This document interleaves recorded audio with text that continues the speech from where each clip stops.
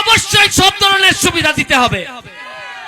শেখ হাসিনা ঢাকার থেকে কয় সুবিধা দিতে হইব, আর আমাদের যারা নেতা এরা কয় দেশ না পকেটে ঢুকা। আরেকটা মুসলমান ভাইদেরকে সালাম। শুরু করিতেছি মহান সৃষ্টিকর্তার নামে, যিনি পরম করুণাময় এবং অত্যন্ত দয়ালু। আমি জানি যে এক কথা কয় না রে, কথা কইলে আর বল পাইতে না, আমি বল দিব কিন্তু।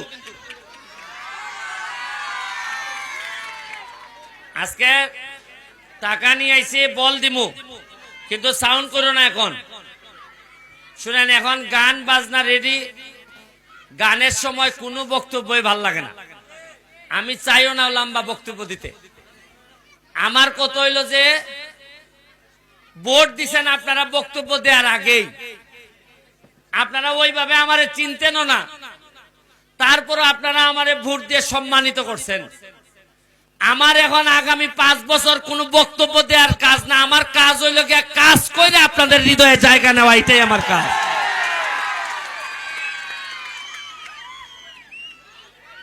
এই যে গান শুরু হইছে, আগামী দুর্গাপূজায়ও গান হবে।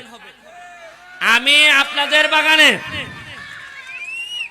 আপনাদের বাগানে আগামী দুর্গাপূজার সময় লিটন রে বলে যাচ্ছি যে এত বছর ধরে এমপি মন্ত্রী আসে, চা বাগানের যে চায়ের দাম কম, এখন পর্যন্ত কেউ জননেত্রী শেখ হাসিনার কাছে গিয়া বলে নাই।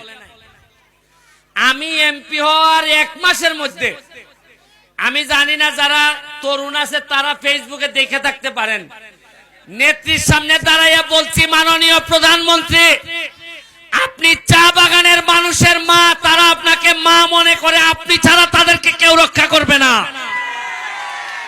আমি বলছি যে যতদিন আমি এমপি আছি আমি চেষ্টা করে যাব তাদের দাবি দেওয়া।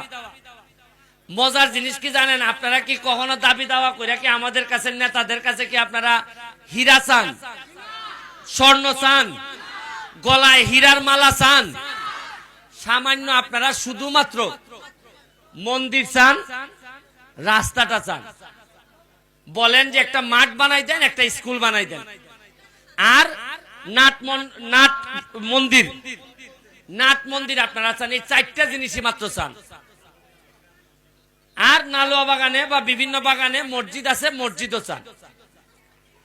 এই 4টা জিনিস দিতে পারে না কেন নেতারা? এখন প্রশ্ন হইল যে আমি কেমনে পারবো দিতে? মাত্র 4 মাস হয়েছে এমপি হয়েছি। কয় মাস হয়েছে? আবার বলেন, কয় মাস হয়েছে? আপনি কি জানেন যে আমি বরাদ্দ কত পাইছি? বরাদ্দ মানে কি জানেন? মানে আপনাদেরকে রাস্তাঘাট এগুলা বানাই দেওয়ার জন্য, খরচ করার জন্য টাকার বরাদ্দ হয়েছে 29 কোটি টাকা। কত টাকা? আবার বলেন, কত টাকা? বঙ্গবন্ধু ভোটের অধিকার দিছিল গো, তাড়াতাড়ি ভোট দিলাও।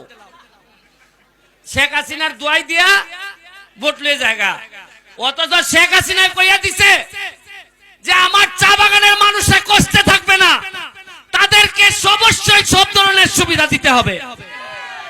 শেখ হাসিনা ঢাকার থেকে কয় সুবিধা দিতে হইব, আর আমাদের যারা নেতা এরা কয় দেশ না পকেটে ঢুকা।